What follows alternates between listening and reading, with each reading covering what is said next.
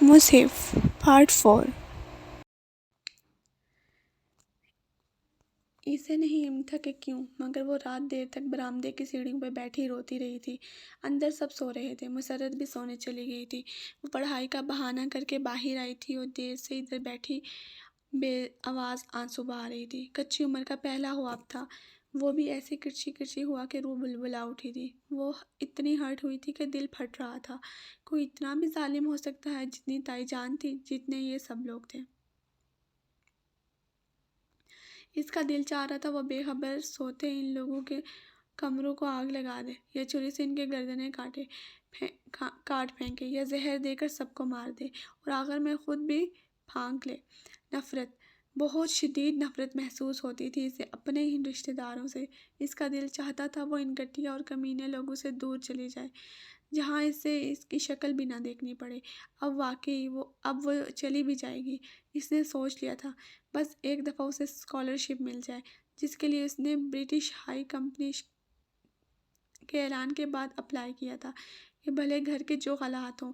اس نے مفت سے ایف ایس سی تک ہر بورڈز ایگزام میں پورے بورڈ میں ٹاپ کیا تھا۔ F S C pre engineering میں ٹاپ کرنے کے باوجود اسے انجینئرنگ کی طرف رجحان نہ تھا یا رہا نہ تھا، سو بی ایس سی میتھس میں ایڈمیشن لے لیا تھا، اور اسے امید تھی کہ اب بھی وہ ٹاپ ہی کرے گی، اور اگر اسکالرشپ اسے مل جائے تو بہت آسانی سے اس کے زندان سے چھٹکارا مل جائے گا۔ سو آنسو ہتھیلی کے پشت سے رگڑتی اس سوچ میں غلطاں تھی کہ کوئی اس کے سامنے آ کھڑا ہو۔ وہ جوتے دیکھ کر چونکی اور بھیگا ہوا چہرہ اٹھایا۔ وسیم بالکل اس کے سامنے تھا۔ وسیم بھائی، وہ کرنٹ کھا کر اٹھی اور 2 قدم پیچھے ہٹی۔ وہ تائی مہتاب کے تیسرے نمبر والا بیٹا تھا، فہد کا چھوٹا اور ناکارہ آوارہ بھائی۔ اس وقت بھی وہ اپنی سرخ آنکھوں سے اسے گھور رہا تھا، جانے کب اچانک کے ادھر کھڑا ہو گیا۔ کھلا گریبان، تنگ جینز، گردن سے لپٹی چین، بکھرے بال اور سرخ آنکھیں۔ وہ نشہ کرتا تھا، گھر میں سب کو علم تھا، یہاں تک کہ فضا چچی اپنی بیٹیوں کو اس کے قریب بھی جانے نہ دیتی تھی۔ خود حسن بھی احتیاط کرتا تھا، البتہ آرزو لاپرواہ اور نڈر تھی۔ ویسے بھی وسیم میں بہت کم نظر آتا تھا۔ محمل ہر ممکن اختیار کرتی کہ اکیلے میں اس کا سامنا نہ ہو، کہ اسے اس کی آنکھوں سے خوف آتا تھا، مگر آج جانے کیسے۔ کیا کر رہی ہو؟ وہ ایک قدم اوپر اسٹیپ پر چڑھا تو بہت بے اختیار مزید پیچھے ہٹی۔ کچھ بھی نہیں، وہ آغا جان آواز دے رہے ہیں۔ وہ ایک دم پلٹ کر اندر بھاگ گئی۔ وسیم نے تمسرانہ جھٹکا، چند لمحے ادھر کھڑا سوچتا رہا، پھر باہر گیٹ کی طرف چل دیا۔ وہ بھی بوجھل سی تھی۔ وہ بس اسٹاپ پر بینچ پر اکیلی بیٹھی مدھم آنکھوں سے دور افق پہ جانے کیا تلاش کر رہی تھی، جہاں نیلی صبح کے پرندے اڑ رہے تھے۔ رات بھر کے رونے کے باعث اس کے سر میں درد کی ٹیسیں اٹھ رہی تھی، اور اوپر سے سیاہ فام لڑکی بھی نہیں آئی تھی۔ جانے آج وہ کدھر رہ گئی تھی، ابھی تک کیوں نہیں آئی؟ صرف اس لیے محمل آج صرف 15 منٹ پہلے ہی آ گئی تھی، تاکہ 10 کے بجائے 25 منٹ اس کے ساتھ مل جائیں۔ مگر یہ تو اسے معلوم نہ تھا کہ وہ کب آتی تھی۔ اسے تو یہ بھی معلوم نہ تھا کہ اس کا انتظار کیوں کر رہی ہے، حالانکہ کوئی ایسی بات نہ تھی جسے وہ اس کے ساتھ شیئر کر سکتی، کسی مسئلے کا حل دریافت کر سکتی، یا کسی کے ساتھ بیٹھ کر رو سکتی تھی۔ اس کے پاس بتانے کو کچھ بھی نہ تھا، پھر بھی اسے اس کا انتظار تھا۔ وہ بار بار کلائی میں بندھی ریسٹ واچ دیکھتی۔ لمحے سرکتے جا رہے تھے، 25 منٹ ختم ہونے کو تھے، مگر اس سے افہام کا دور دور تک کوئی نام و نشان نہیں تھا۔ بس کا ہارن بجا تو وہ شکستہ قدموں سے اٹھ کر چلی گئی۔ سنگی بینچ خالی پڑا تھا۔ صبح کے پرندے اپنے سفر کو نکل گئے اور نیلاحٹ بھرا افق سنہری کرنوں سے بھرنے لگا۔ وہ بہت اداس سی بس میں سوار ہوئی تھی، سارا راستہ خاموش سی گردن موڑے کھڑکی سے باہر دیکھتی رہی۔ اس کی لمبی صراحی مانند سنہری گردن اونچی پونی ٹیل کے باعث پیچھے سے بھی جھکتی تھی اور اسے یکسر ممتاز بنا دیتی تھی۔ بس کے رکنے سے قبل اس نے بیگ میں سے پاکٹ ملر نکال کر دیکھا، اور پھر کچھ سوچ کر متورم سوجی آنکھوں کو چھپانے کا گہرا کاجل ڈال لیا تھا۔ محمل तुम इतना काजल मत डाला करो, माइंड मत करना, मगर तुम्हारी आइज़ बिल्कुल गोल्डन कलर की हैं और काजल में बिल्कुल बिल्ली की तरह लगती हैं। यू नो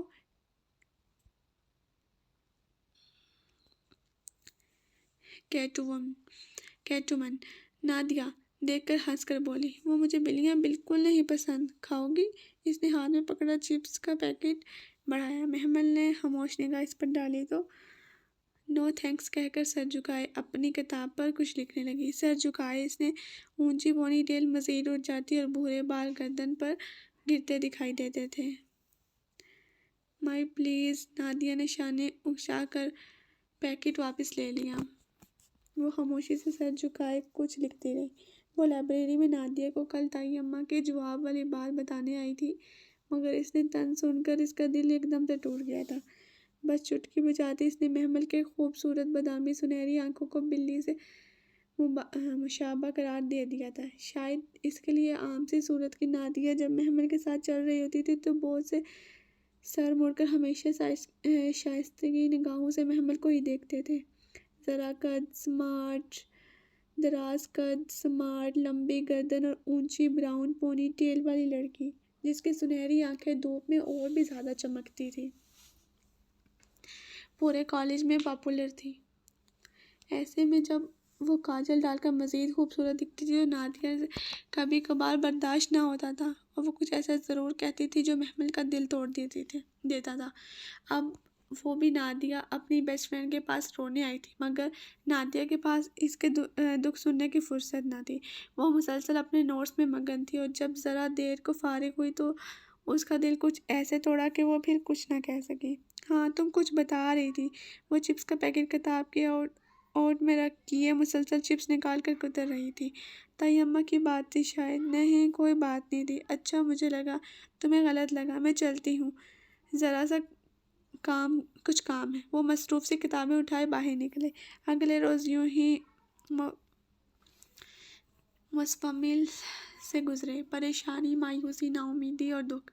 वो हर तरह से मुनफी ख्यालात में घिरी हुई थी। यूँ लगता था जैसे दुनिया में रंग ही ख़त्म हो गए हैं।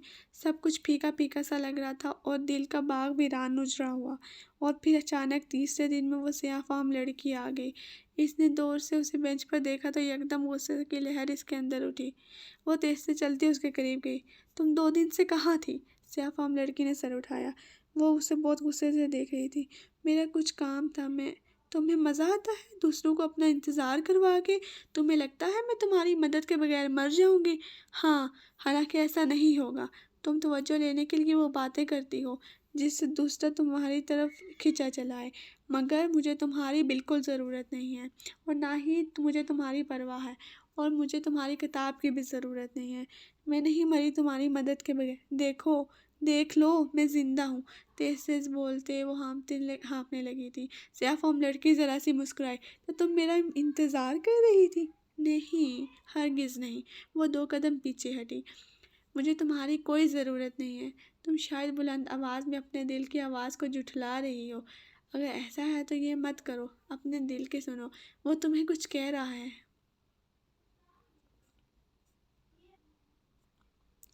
मुझे डिक्टेट मत करो।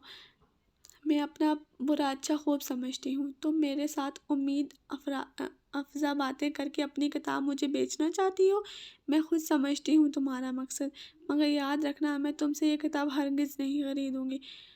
ना ही मैं तुम्हें ये बेच रही हूँ, लेकिन एक दिन ऐसा ज़रूर आएगा जब तुम खुद मुझसे ये किताब मांगने आओगी। तब मैं तुम्हें फ़ौरन ये थमा दूँगी। अभी तुम सफ़र के आगाज़ में हो और जब थकोगी तो इस किताब के पीछे आओगी। मुझे तुम्हारी किसी बात का बुरा नहीं लगा। मुझे बस तुम्हारे थकने का इंतज़ार है। तुम्हारी बस आ गई है। इस वक्त वो गुस्से से पलट गई, मगर फिर सारा दिन यही सोचती रही कि वो इसको स्याह-फ़ाहम लड़की को देखकर क्या हो गया था? क्यों इसने इस पर सारा गुस्सा किया? वो क्या लगती थी इसकी? इसने क्या बिगाड़ा था इसका? और इस गुस्सा किस बात का था? यूँ न जाने लोगों के साथ किस तरह का सलूक तो महमल इब्राहिम कभी ना करती थी। फिर अब क्यों? नदामत और शर्मिंदगी के एहसास से उसने पूरा दिन जकड़े रखा। वो किचन के तमाम काम बेतवज्जी से निमाती रही। पढ़ाई भी ठीक से ना कर सकी। पेपर्स हो रहे थे। अब भी इसके पास पढ़ने को बहुत कुछ था, मगर सारा दिन एहसास जुर्म से اسے اندر ہی اندر کچوکے لگاتا رہا۔ اور پھر جب رات کا اچانک رضیہ پھپھو کے آمد کا شور اٹھا تو بہت بے دلی سے لاؤنج میں آئی تھی۔ فاقیہ آج کچھ سارا وقت میرے ساتھ کچن میں لگی رہتی ہے۔ میں تو منع کرتی ہوں مگر مجال ہے جو مجھے کسی کام کو ہاتھ لگانے دے۔ آج بھی پڈنگ بنائی ہے، کہہ رہی تھی سارے ماموں شوق سے کھاتے ہیں، انہیں دے آؤں۔ میں نے خود کہا خود ہی دے آؤ ماموں میں تو جان ہے میری بچی کی۔ اور سب ٹھیک ہے گھر میں؟ فواد کہاں ہے؟ نظر نہیں آ رہا۔ مہتاب تائی کے ہمراہ اندر داخل ہوتے رضیہ پھپھو نے بات کے اختتام پہ ادھر ادھر دیکھ کر بظاہر سرسری سا پوچھا تھا۔ فواد تو نہ نظر آیا مگر محمل پر نگاہ پڑی تو چہرے پہ ناگواری بکھر گئی، شاید اس وجہ سے کہ ان کی آخری بات پہ وہ ذرا سا استہزائیہ مسکرائی تھی۔ لڑکی کوئی کام کاج بھی ہے تمہیں؟ جب دیکھو لوٹا کی لوٹا ادھر ادھر بھاگتی پھر رہی ہوتی ہو۔ میری بھابھی کا جگرا ہے جو مفت خوروں کو گھر میں ٹکا رکھا ہے، ورنہ میں ہوتی تو انہیں اس کی مسکراہٹ تپا گئی تھی جیسے چوری پکڑی گئی۔ سو بگڑ کر کہتے بڑے صوفے پر بیٹھی۔ واقعہ بھی دونوں ہاتھوں میں ٹرے پکڑے جس پر 2 ڈونگے رکھے تھے چلی آ رہی تھی، فیشن کے مطابق شارٹ شرٹ کے نیچے ٹراؤزر اور لمبے لمبے کھلے بال جن میں چوٹی کے بل صاف نظر آ رہے تھے۔ وہ سدرا کی طرح خوب میک اپ کرتی تھی اور اس طرح شاید ذرا قبول صورت لگ جاتی اگر وہ گہرے مسکارے اور آئی میک اپ اور اوپر سے بڑا سیاہ فریم کا چشمہ نہ لگایا کرتی۔ یہ کدھر رکھوں مومانی جان؟ وہ رک کر مدھم آواز میں پوچھ رہی تھی۔ ورنہ یہی فاقیہ تھی جو کچھ عرصہ پہلے کا بے ہنگم شور کیا کرتی تھی۔ کچن میں رکھ دو، بلکہ محمل تم لے جاؤ۔ لائیے۔ محمل آگے بڑھی تو فاقیہ نے قدرے بے تجربہ ماں کو دیکھا۔ دے فاقیہ باجی، فواد بھائی تو ویسے بھی ابھی آفس سے نہیں آئے، پھپھو پوچھ رہی تھی ابھی ان کا۔ وہ بے نیازی سے کہہ کر ٹرے کچن میں لے گئی۔ فواد ابھی تک نہیں آیا؟ پھپھو نے بے چینی سے گھڑی دیکھی، پھر فاقیہ کی آنکھوں کا اشارہ کیا۔ وہ فوراً تائی مہتاب کے مقابل صوفے پر مدھوب سی بیٹھ گئی۔ ہاں کچھ کام تھا شاید۔ اور تم ٹھیک ہو؟ تائی ریموٹ اٹھا کر چینل بدل رہی تھی، انداز میں عجب شان بے نیازی تھی۔ جن کے فواد جیسے بیٹے ہوں ان پہ بیٹوں کی مائیں یوں ہی مکھیوں کی طرح بن بناتی ہیں اور رضیہ پھپھو کی عطور خوب سمجھتی ہیں۔ یہ پڈنگ فاقیہ باجی نے بنائی ہے پھپھو؟ وہ واپس آ کر ان کے سامنے صوفے پہ ٹانگ رکھے بیٹھی۔ وہی جینز کرتا، گردن پہ مفلر کی طرح لپٹا دوپٹہ اور اونچی پونی ٹیل، یہ اس کا مخصوص حلیہ تھا۔ ہاں تو اور نہیں تو کیا۔ اچھا آپ تو روز اپنی مائی سلیمہ سے پڈنگ بنوا رہی ہوتی تھی، اور جب میں آپ کے گھر گئی تھی تو آپ کہہ رہی تھی کہ آپ کو نہ ہی فاقیہ باجی کو پڈنگ بنانی آتی ہے۔ فاقیہ باجی، اس کا چہرہ فاقیہ کی طرف مڑا، ابھی ریسیپی سیکھی ہے آپ نے؟ ابھی ریسیپی سیکھی ہے آپ نے؟ ہاں میرے ساتھ آج کل سب کچھ سیکھ رہی ہے، بیٹھ کر مفت کی روٹیاں تو نہیں توڑتی، پھپھو چمک کر بولی۔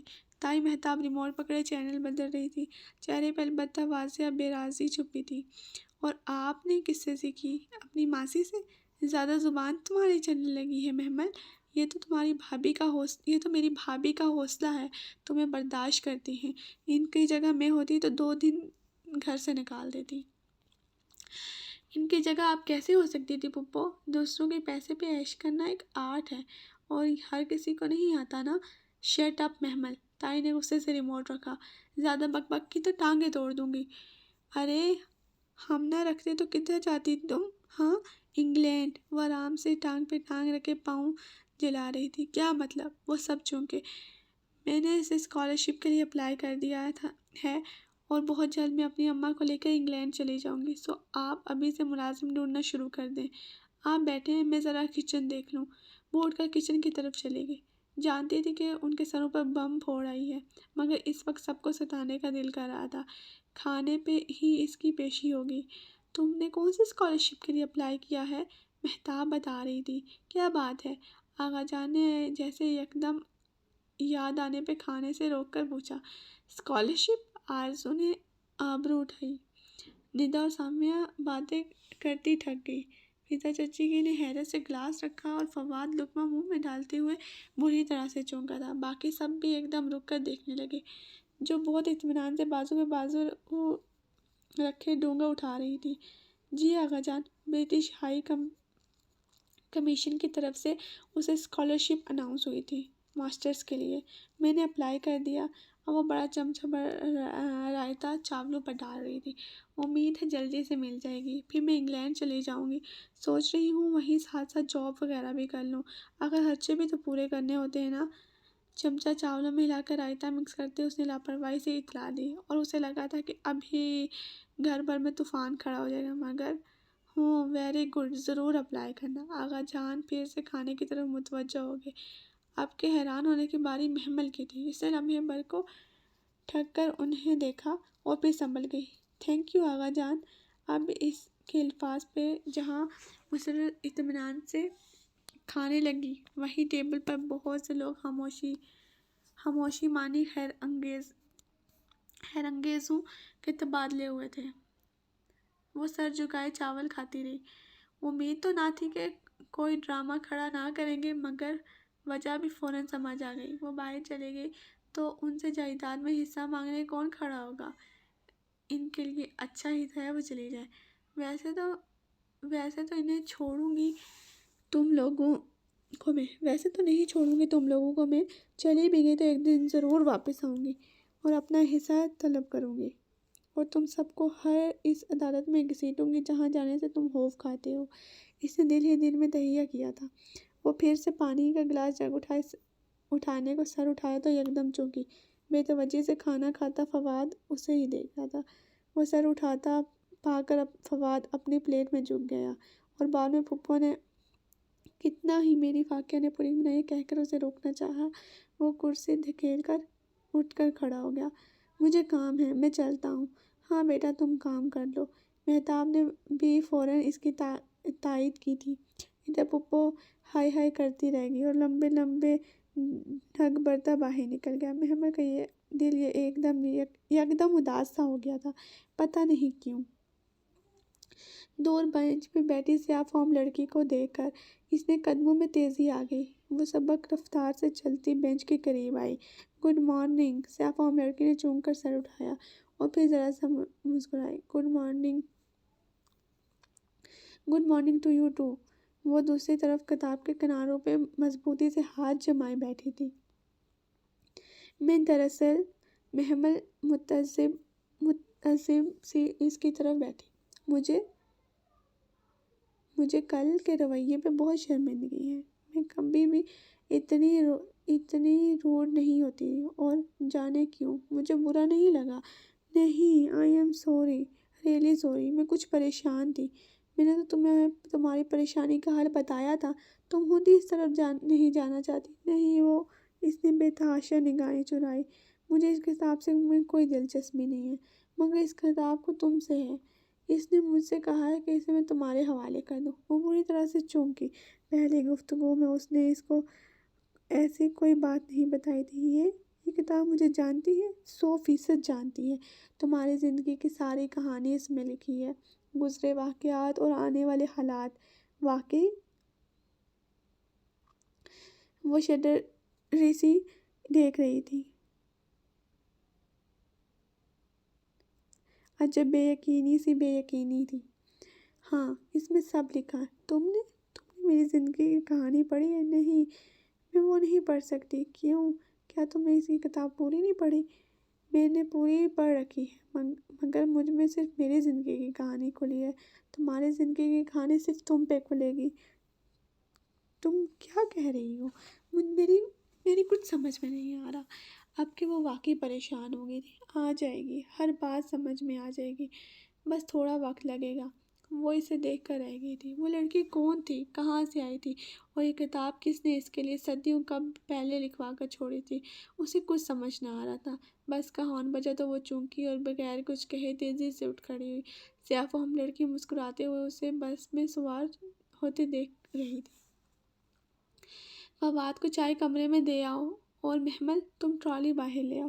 تائی مہتاب اظہرلی بے نیازی سے حکم صادر کر کے پلٹ گئی اور ٹرالی سے سیٹ کرتی محمل کسی خیال سے چونکی۔ فواد کی ٹرے الگ سیٹ کر دو محمل، میں دے آؤں گی، تم ٹرالی باہر لے آؤ۔ میں نہیں لے جا رہی ٹرالی، تنگ آ گئی ہوں میں ان ذلیل لوگوں کے سامنے۔ اچھا اچھا چپ کرو۔ مسرت بکھلا کر آگے بڑھی اور ٹرالی کا کنارہ تھام لیا۔ میں لے جاتی ہوں، تم فواد کو چائے دے آؤ۔ اور یہی تو وہ چاہتی تھی۔ سو شانے اجا کر بظاہر لاپرواہی سے فواد کی ٹرے سیٹ کی اور پھر اسے اٹھا کر دھپ دھپ سیڑھیاں چڑھتی رہی۔ فواد بھائی، دروازے پہ ہلکا سا ناک کیا۔ آ جاؤ۔ اس نے دروازہ دھکیلا تو وہ کھلتا چلا گیا۔ فواد بازو آنکھوں پہ رکھے بیڈ پر نیم دراز تھا۔ فواد بھائی، آپ کی چائے۔ ہاں رکھ دو۔ وہ کثرت مندی سے اٹھا، انداز میں تھکا تھکا لگ رہا تھا۔ کیا بات ہے فواد بھائی، آپ کچھ پریشان لگ رہے ہیں؟ اس نے ٹرے میز پر رکھی اور کپ اٹھا کر اس کے قریب آئی۔ ہاں کچھ نہیں، آفس کا مسئلہ ہے۔ اس نے چائے کے لیے کچھ ہاتھ بڑھایا تو اسے کپ پکڑاتے محمل کی انگلیاں اس کے ہاتھ سے ذرا سی مس ہو گئی۔ اس نے فوراً ہاتھ کھینچ لیا تو وہ بے ساختہ مسکرا دیا، پھر چائے کا گھونٹ بھرا۔ چائے تو تم اچھی بناتی ہو، اماں نے بنائی ہے۔ وہ جزرسی اس کے سامنے کھڑی تھی، اونچی بھوری پونی ٹیل والے دراز قدر سی محمل۔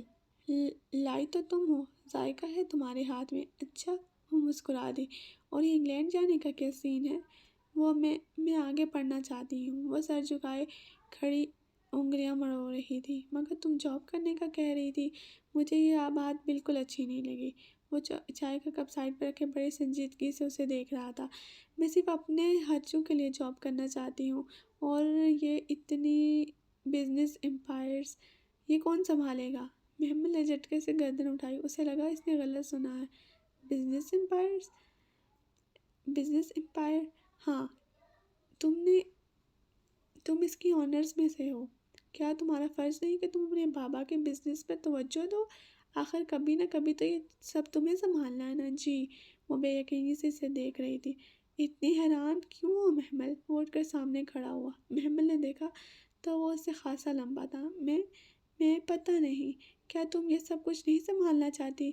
میں سنبھالنا چاہتی ہوں، مگر کیسے؟ تم واقعی سنبھالنا چاہتی ہو؟ فواد کے چہرے پہ خوشگواری حیرت اتری۔ یعنی اگر میں تمہیں اپنے ساتھ آفس میں لگانا چاہوں تو تم میرے ساتھ کرو گی؟ جی جی بالکل۔ اس کا دل ایک دم کسی اور لے پہ دھڑکنے لگا تھا۔ ہاں، لرزنے لگے تھے۔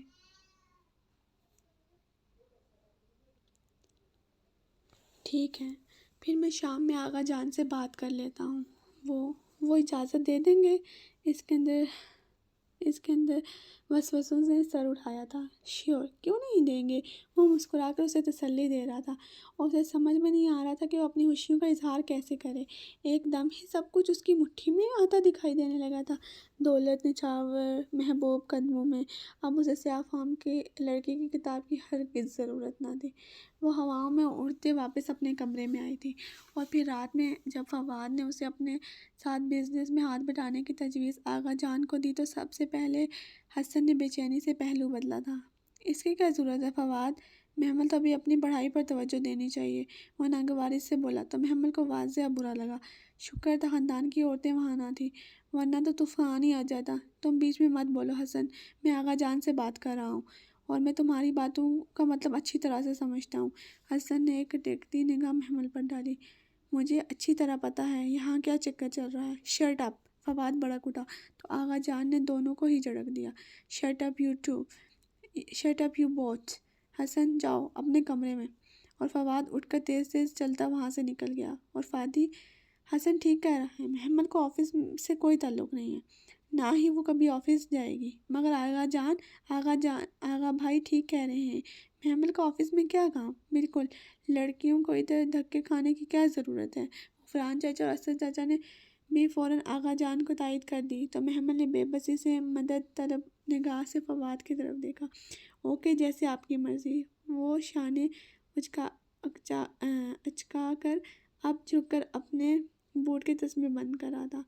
اس کا دل جیسے کسی گہری کھائی میں جا گرا۔ اب وہ تیزی سے بھاگتی ہوئی کچن میں آئی اور سنک میں جھک کر پھوٹ پھوٹ کر رونے لگی۔ اس کے آنسو کے ساتھ سارے خواب گرتے بہتے جا رہے تھے۔ وہ اتنا روئی کہ ہچکی بند ہونے لگی اور بلاخر نل کھول کر منہ میں پانی ڈالنے لگی۔ اس نے سوچ لیا تھا کہ آج وہ آخری دفعہ رو رہی ہے، آج کے بعد ہرگز نہیں روئے گی۔ اس نے تو سیدھے طریقے سے سب کچھ واپس حاصل کرنے کا سوچا تھا، لیکن ان لوگوں کو سیدھا طریقہ راس نہیں آیا۔ ٹھیک ہے، اب اگر ان کا انتقام لینے کو جادو یا سفلی علم کا سہارا بھی لینا پڑے تو وہ ضرور لے گی۔ اسے اب صبح کا انتظار تھا۔ صبح اسے بس اسٹاپ پر جا کر سیاہ فام لڑکی سے کتاب لینی تھی، ویسے نہیں تو ایسے صحیح۔ چہرے پر ٹھنڈا پانی ڈالتے ہوئے اس نے نفرت سے سوچا۔ صبح اسے کالج نہیں جانا تھا، ایگزامز ختم ہو چکے تھے، مگر وہ پھر بھی بہانہ کر کے مخصوص وقت سے آدھا گھنٹہ پہلے ہی اسٹاپ پر چلی گئی۔ اب وہ مسلسل بینچ کے آس پاس ٹہل رہی تھی۔ سیاہ فام لڑکی ابھی تک نہیں آئی تھی۔ محمل بار بار کلائی پر بندھی گھڑی دیکھتی، پھر بے چین نگاہوں سے گردن ادھر ادھر گھمائی۔ بھوری اونچی پونی بھی ساتھ ہی جھولتی۔ اسے شدت سے اس لڑکی کا انتظار تھا اور آج تو لگتا تھا جیسے وقت بہت دیر سے گزر رہا ہے۔ بلاخر وہ تھک کر بینچ پر بیٹھ گئی اور سر دونوں ہاتھوں سے تھام لیا۔ کیا میرا انتظار کر رہی تھی؟ اس کے کندھے پر ہاتھ رکھ کر کرن کھا کر اٹھی۔ وہ سیاہ فام لڑکی کھڑی مسکرا رہی تھی۔ میں تمہارا ہی ویٹ کر رہی تھی اور میں جانتی ہوں کہ کیوں۔ وہ آرام سے بینچ پر بیٹھی، بیگ کا اسٹرپ کندھے سے اتار کر ایک طرف رکھا اور کتاب احتیاط سے گود میں رکھی۔ پھر جیسے فارغ ہو کر محمل کا چہرہ دیکھا۔ تم تھک گئی ہو؟ ہاں، میں تھک گئی ہوں، میں تنگ آ گئی ہوں۔ اس دنیا میں میرے لیے کچھ نہیں ہے، کوئی نہیں ہے۔ ایسے نہیں کہتے، ابھی تو تمہیں وہ کچھ لینا ہے جس کی چمک سے تمہاری آنکھیں چکا چوندھ رہ جائیں گی۔ ابھی تو تمہیں صحیح راستے پہ آئی ہو۔ مجھے صحیح اور غلط کا نہیں پتہ، نہ ہی میں صحیح اور غلط کی تفریق میں پڑھنا چاہتی ہوں۔ اس نے بے اختیار نگاہیں چرائی تھی۔ اب دل سے اندر بیٹھے گل کے احساس سے کوئی بات نہیں۔ شروع میں یہ کتاب مشکل لگے گی، جیسے کوئی عذاب ہو، قید ہو، مگر پھر تم عادی ہو جاؤ گی۔ وہ ویسے ہی مسکرا رہی تھی۔ یہ کتاب مجھ سے کیسے بات کرے گی؟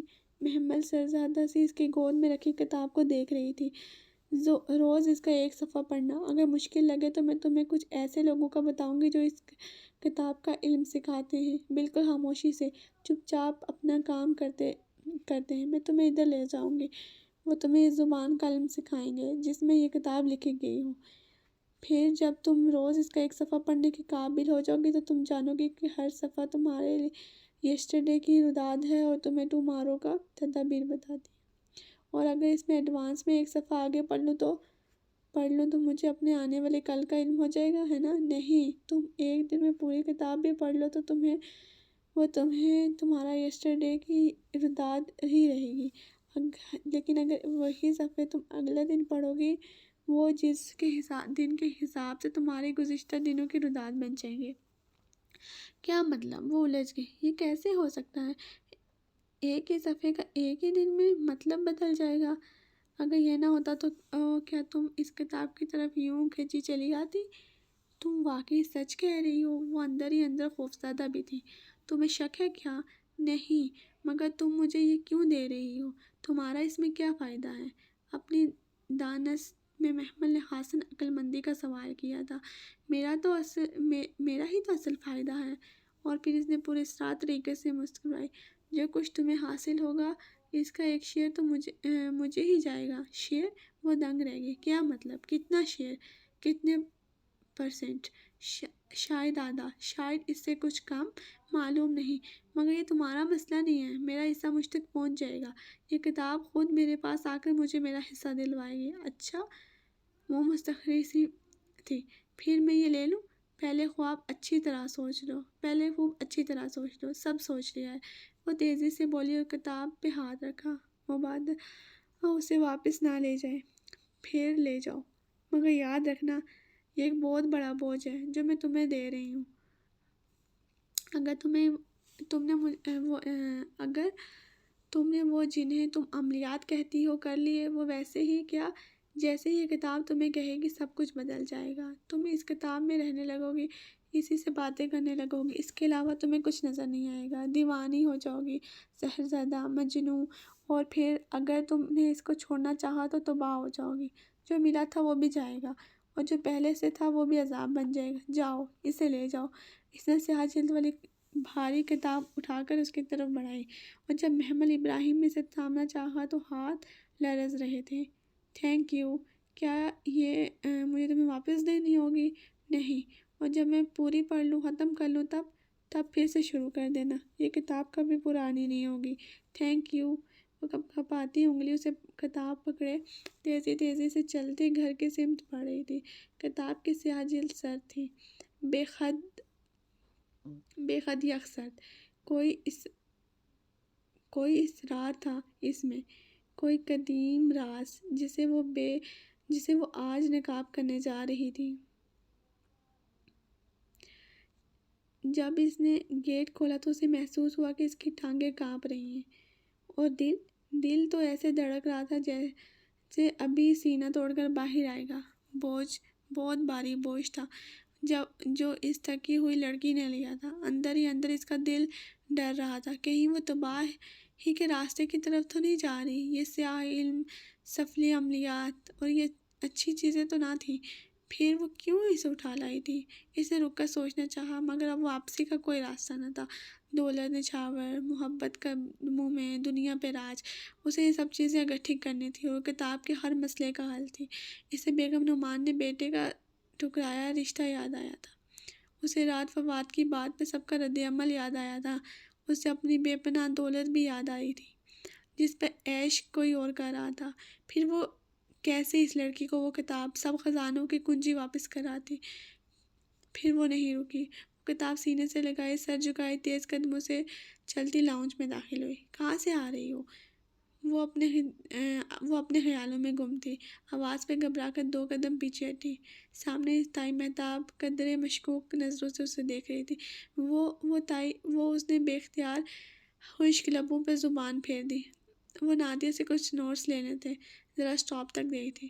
اماں کو بتا کر گئی تھی؟ ہاں، تمہاری اماں تو کہیں کی لینڈ لیڈی ہے جس کی اجازت کافی تھی۔ وہ تائی چچا کو بھی بتایا تھا۔ پہلی دفعہ وہ تائی کے سامنے یوں ہکلا رہی تھی۔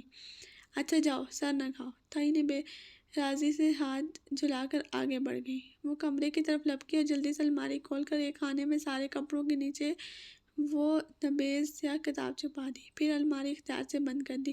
ادھر ادھر دیکھا، سچ شکر ہے کہ کسی نے دیکھا نہیں۔ محمل باہر، اماں نے پکارا تو وہ جلدی سے چہرے پہ آیا پسینہ پونچھ کر باہر آئی۔ جی، مسرت جو کچن میں سارے گھر کا ناشتہ بنانے میں مصروف تھی، پین میں انڈا پلٹتے ہوئے مڑ کر اسے دیکھا۔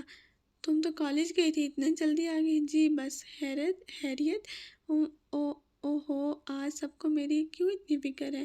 نادیہ سے نوٹس لینے گئی تھی، مل گئے تو آ گئی۔ وہ خواہ ہی چڑ گئی تھی، پھر ادھر ادھر برتنوں میں ہاتھ مارتی بظاہر کچھ تلاش کرنے لگی۔ میں تو ایسے ہی پوچھ رہی ہوں، اچھا ناشتہ کر لو۔ نہیں، بھوک نہیں ہے۔ وہ بس منظر سے ہٹنا چاہتی تھی، سو اتنا کہہ کر باہر لاؤنج میں آ گئی۔ ذہن ابھی تک الماری میں کپڑوں کے نیچے چھپی کتاب میں اٹکا ہوا تھا۔ پھر گھر کے کام کاج، صفائی، اور اس کے بعد مسرت کے ساتھ مشین لگائے وہ میکانکی انداز میں خاموشی سے کام کرتی رہی۔ مسلسل اس کا دل پلٹ کر اس کتاب کی طرف جاتا۔ وہ چند بار اندر آئی اور الماری کھول کر کپڑوں کے نیچے ہاتھ تھپتھپا کر دیکھا، وہ سیاہ کتاب وہیں رکھی تھی۔ پھر وہ سارا دن موقع ڈھونڈتی رہی کہ اسے جا کر پڑھے، کچھ تو پتہ چلے، کوئی راز تو نکلے۔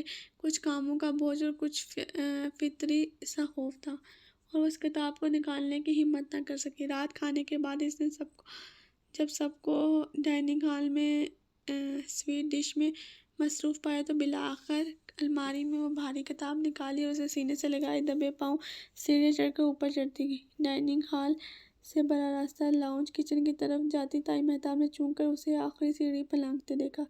یہ محمل کیا کرتی پھر رہی ہے آج؟ انہوں نے پیچھے ہی آتی ایما چاچی کو روک کر سرگوشی میں پوچھا۔ ابھی کوئی کتاب پکڑے اوپر گئی ہے۔ اچھا۔ وہ متجسس سے تائی مہتاب کے قریب آئی۔ پڑھائی تو پڑھائی و وڑھائی تو اب ختم ہے، اور چھت پہ تو کبھی نہیں گئی پڑھنے، ضرور دال میں کچھ کالا ہے۔ وہ ان کے سرگوشیوں سے بے خبر اور باہر ٹیرس پہ نکل آئی، آہستہ سے دروازہ بند کیا اور ریلنگ کے نیچے زمین پر بیٹھ گئی۔ کتاب گھنٹوں پر رکھ کر کتنی ہی دیر اسے دیکھتی رہی، محرومیوں، نارسیوں اور دکھوں کے اس کئی برس پرانے کرب کے اب جیسے انتہا ہو چکی تھی۔ اسے اب مزید برداشت نہ ہوتا تھا، غلط ہو یا صحیح، وہ زندگی سے اپنا حصہ ضرور وصول کرے گی۔ ایک ٹھوس اور قطعی فیصلہ کر کے محمل ابراہیم نے کتاب کی سیاہ جلد پر ہاتھ رکھا۔ وہ بے حد سرد تھی، ٹھنڈی اور پرسکون۔ وہ جلد پر لہٹنے ہی لگی تھی کہ یکدم ٹیرس کا دروازہ دھڑ سے کھلا۔ اس نے گھبرا کر سر اٹھایا تو ایک لمحے تو زمین آسمان اس کی نگاہوں کے سامنے گھومنے لگے۔ آغا جان، دونوں چچا، دائی مہتاب، آئمہ چچی لڑکیاں اور مسرت بھی، سب ایک ساتھ باہر آئے تھے۔ یہ کیا ہو رہا ہے یہاں؟ آغا جان غصے سے گھسائے تھے۔ محمل، کیا کر رہی ہو ادھر؟ وہ ہکا بکا منہ کھولے ادھر ادھر دیکھ رہی۔ ادھر کیا بیٹھی ہو؟ سامنے آؤ، دائی مہتاب چمک کر بولی، اور اس کی تو جیسے ٹانگوں سے جان ہی نکل گئی۔ بمشکل اٹھی اور 2 قدم آگے بڑھی۔ کتاب اس طرح دونوں ہاتھوں میں پکڑی تھی جیسے پورا جسم لرز رہا ہے۔ وہ آغا جان، میں پوچھ رہا ہوں اتنی رات کو ادھر کیا کر رہی ہو؟ میں پڑھ رہی تھی۔ لفظ لبوں پہ دم توڑنے لگے، اس کی ٹانگیں کانپنے لگی تھی۔ کیا پڑھ رہی ہو؟ ادھر دکھاؤ۔ آغا جان کے لہجے میں سختی کم نہیں ہو رہی تھی۔ انہوں نے کتاب لیے ہاتھ پھیرا اور بدک کے پیچھے ہٹی۔ کچھ نہیں۔ اس نے کتاب پیچھے کرنا چاہی اور پھر اس نے دیکھا آغا جان کے پیچھے کھڑی مسرت کی آنکھوں سے آنسو تھے اور دائی فاتحانہ مسکرا رہی تھی۔ ارے ہم بھی تو دیکھیں، بڑی رات میں ادھر کون سی کتابوں میں چھپا کر خط کتابت ہو رہے ہیں؟ میں تو پہلے ہی کہتی تھی یہ لڑکی کوئی چاند ضرور چڑھائے گی، اس کے ارد گرد جیسے دھماکے ہو رہے ہوں۔ نہیں دائی نہیں، وہ پٹی پٹی نگاہوں سے انہیں دیکھتی نفی میں سر ہلا رہی تھی۔ میں نے کچھ کہا ہے؟ میں تو پڑھ، آغا جان نے زور سے اس کے ہاتھوں سے کتاب چھینی۔ پڑھ رہی تھی تو دکھاتی کیوں نہیں ہو؟ یہ گزری نظر اس کی ڈال کی انہوں نے کتاب کے سامنے کی۔ میں بھی کہوں، کیا راتوں کو چھت پہ آ جاتی ہے، کس کے ساتھ منہ کالا کرتی ہے، یہ زبان جو اتنی لمبی ہو رہی ہے۔ ارے میں بھی کہوں، کوئی تو ہے جو پیچھے۔ آغا صاحب، اس کے کہیے کہ جس مردود کے لیے چٹھیاں ڈالنے ادھر آتی ہے، اسے کہے کہ ابھی آئے اور 2 بول پڑھا کر اسے لے جائے۔ خاندان بھر کے نام بدنام کرے گی۔ اور اسے لگا آج وہ قطعاً ہار گئی ہے۔ آغا جان کتاب کے صفحے پلٹ رہے تھے، ہر پلٹے صفحے کے ساتھ ساتھ اس کا دل ڈوب رہا تھا۔ اسے سر جھکا کر آنکھیں سختی سے مینچیں۔ آج وہ اسے یقیناً قتل کر ڈالیں گے۔ وہ سفلی عملیات میں پڑ گئی تھی، کبھی نہیں بخشیں گے۔ شرم نہیں آتی تمہیں گھٹیا عورت؟ آغا جان ایک دم دھاڑے تو اس کی رہی سہی جان بھی نکل گئی۔ اسے لگا وہ لہرا کر گرنے کو ہے جب میں نے کیا کیا ہے؟ دائی کی ہکلاتی آواز نکلی۔ محمل نے جیسے کسی خواب میں جاگ کر سر اٹھایا۔ وہ کھلی کتاب ہاتھ میں پکڑے محمل سے نہیں، دائی سے مخاطب تھے۔ تمہیں شرم نہیں آتی؟ اس یتیم بچی پہ الزام لگا کر سب کو اکٹھا کر کے ڈوب مرو تم ایسے الفاظ کہنے سے پہلے، اور وہ اب چھت پہ پڑھ بھی نہیں سکتی۔ محمل نے پلکیں زور سے چپکائی۔ یہ آغا جان کیا کہہ رہے ہیں؟ مگر آغا صاحب، وہ اس کتاب میں ڈوب مرو تم بے دین عورت، وہ قرآن پڑھ رہی تھی، تم قرآن کی حرمت کا تو پاس رکھ لیتی۔ انہیں یہ سیاہ کتاب بند کی، اسے چوما، آنکھوں سے لگایا اور محمل کی طرف بڑھا دیا۔ بیٹا نیچے پڑھ لیتی تو سب پریشان نہ ہوتے۔ یہ لو۔ وہ اسے کتاب تھما کر ایک کیٹکی نگاہ ان عورتوں پر ڈال کر واپس چلے گئے۔ نہ تو اب چوروں کی طرح پڑھے گی تو بندہ شک تو کرے گا ہی نا، ورنہ میرا کیا دماغ خراب ہے کہ یوں کہتی۔ دائی شرمندگی سے پلٹے۔ آغا جان کبھی کبھار یوں ہی انہیں سب کے سامنے جھڑک دیتے تھے، خصوصاً جب وہ اپنے رشتہ داروں پہ بے ذرائع پیسے لٹاتی تھی۔ اور انہیں تو کیا، آہستہ آہستہ سب نادم سے پلٹ گئے۔